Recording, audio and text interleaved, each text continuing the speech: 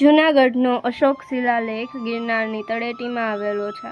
સમ્રાટ અશોકે ઈસવીસન પૂર્વે 250માં બ્રાહ્મી લિપિમાં 14 ધર્મલેખો કોતરાવ્યા હતા.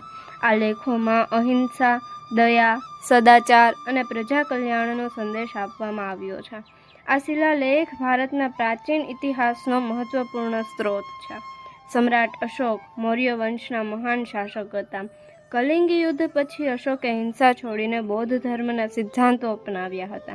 પ્રજામાં નૈતિક મૂલ્યો, દયા, કરુણા અને સદાચારનો પ્રચાર કરવા માટે તેમણે સમગ્ર રાજ્યમાં શિલાલેખો કોતરાવ્યા હતા. જૂનાગઢનો શિલાલેખ ગિરનાર પર્વતની તળેટીમાં આવેલ છે અને ભારતના સૌથી પ્રાચીન શિલાલેખમાંનો એક માનવામાં આવે છે.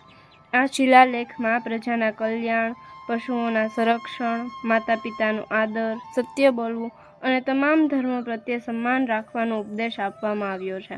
શિલાલેખ એક વિશાળ પથ્થર પર કોતરાયેલ છે જે આજ સુધી સુરક્ષિત રાખવામાં આવેલ છે. આનું ઐતિહાસિક મહત્વ પણ ઘણું વધારે છે. ગુજરાતના પ્રાચીન ઇતિહાસનો મહત્વપૂર્ણ પુરાવો છે. મૌર્યકાળની શાસન વ્યવસ્થાની માહિતી આપે છે.